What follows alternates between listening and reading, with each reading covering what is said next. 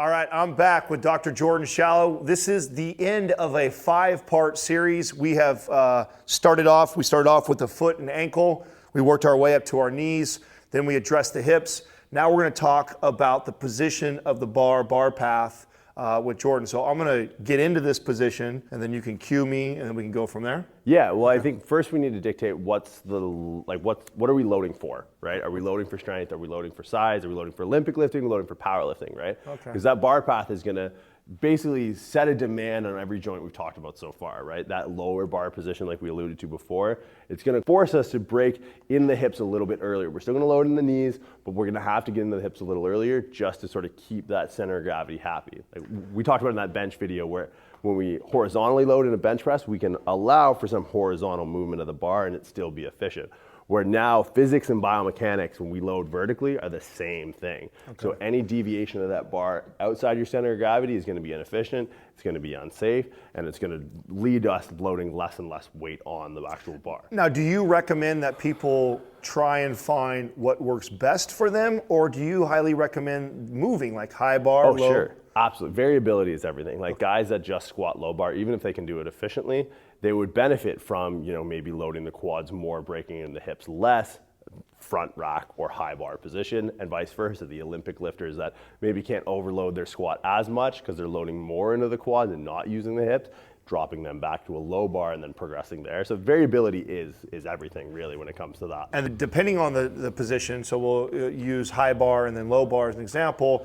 If I'm high bar, are my cues different than when my low bar is? Are you going to cue differently on how I break at the squat and how I move into it? Slightly. It's just going to be when your lower bar, like I said, we're going to get into the hips a little earlier in the movement. It's always the intent into the knees, whether that's knees and back or knees and hips first or just knees in the high bar position. So higher bar, more knee travel for longer, less hip dominant.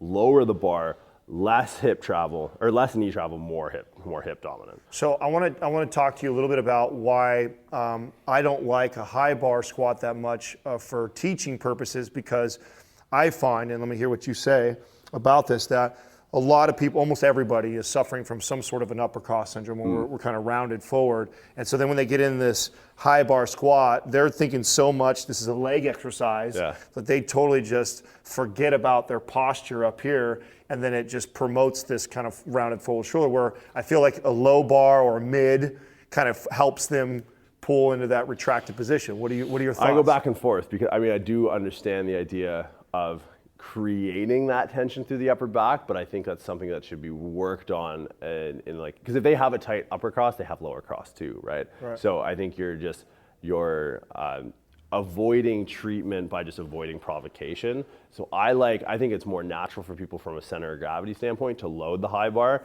I think they will suffer from that prone to internal rotation of the shoulders at that bottom position, but having just any sort of tactile stimulus that they can make that thoracic extension active rather than being more a consequence of that bar wedging them in that position. You can go back and forth, case to case, but I like a progression of squatting, deviation to center of gravity, right? We'll go counterbalance first, goblet second, front rack, high bar, then mid to low. Just from a teaching purpose, just because a lot of people who aren't well versed in the squat will intuitively sit back out of the gate as to protect the knees and sort of appease a lot of the dogma that's out there about squatting, especially in the novice to intermediate levels. So if we start them in the higher bar position, we can get them into the knees more comfortably, then keep that intuitive motor pattern and make that the intent with that lower bar position where they might intuitively try and sit back more, make sure they still break in the knees.